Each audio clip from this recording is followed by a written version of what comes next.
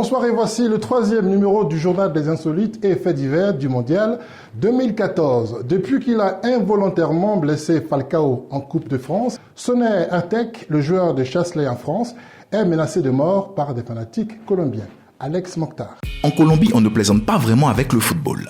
La blessure et l'indisponibilité de Falcao est une nouvelle qui passe très mal au pays. Professeur de géographie dans sa vie de tous les jours, Soner Artek, auteur de la blessure de l'attaquant colombien, fait actuellement la une des recherches internet en Colombie. #Soner Artek est même l'un des hashtags les plus recherchés sur Twitter en Colombie avec plus de 6800 tweets de menaces de mort. Certains sont même allés jusqu'à faire parvenir des menaces jusqu'à Chasselet, le club de Soner Artek qui n'a cessé quant à lui d'exprimer ses remords et sa profonde désolation à l'endroit du joueur. Pas sûr que ces remords suffisent à calmer certains excités en Colombie. Pour ce mondial, les pays n'ont pas manqué d'imagination, parfois fertile, quant au slogan sur les cars qui assure les déplacements des joueurs au Brésil. Le classement des 10 slogans les plus originaux avec Abel Yves Apo. On commence. 10e place, Côte d'Ivoire, les éléphants, la conquête du Brésil. 9e place, Nigeria, on ne peut gagner qu'ensemble. 8e place, la Grèce, les héros jouent comme les Grecs. À la 7e place, le Pays-Bas, les vrais hommes sont vêtus d'orange. 6e place, le Ghana, Black Star, là pour illuminer le Brésil. 5e place, Brésil, pays organisateur. Préparez-vous, la 6e arrive. Le Japon, 4e place, Samouraï, l'heure de combattre est arrivée. Chili, 3e place, Chi, les, allez le Chili. À la 2e place, la République de Corée, profitez, ce sont les rouges. 1re place, la Russie, personne ne peut nous attraper. La page Faits divers du JT IFDM 2014 de ce jour va vous dresser le bilan sur le nombre des ouvriers morts sur les chantiers des 12 stades du mondial. Des morts auxquels la cérémonie d'ouverture du 12 juin dernier n'a pas rendu un seul hommage, ce qui a rendu par contre très amer les parents des défunts. Noélie Richard. 8, c'est le nombre de morts enregistrés lors des travaux des différents stades construits ou rénovés pour abriter la Coupe du Monde 2014 au Brésil. Le premier drame s'était produit en juin 2014 sur le stade national de Brasilia. 3 autres accidents mortels frappent le stade de Manaus par des chutes en février et décembre 2013 ou causées par le choc avec une pièce métallique.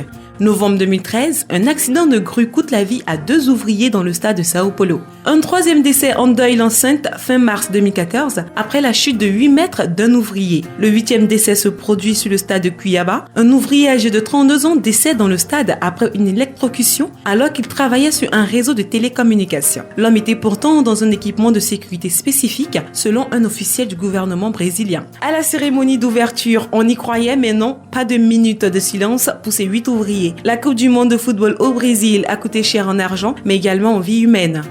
À présent, la brève.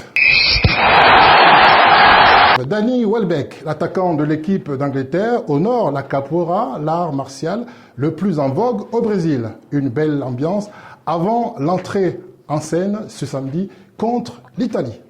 La guérilla colombienne des FARC, Forces armées révolutionnaires de Colombie, a une méthode bien particulière de souhaiter succès et gloire à l'équipe colombienne pour le mondial 2014. La guérilla a tout simplement adressé une lettre de soutien aux joueurs. Ce phoque que vous avez ici sur cette image est japonais.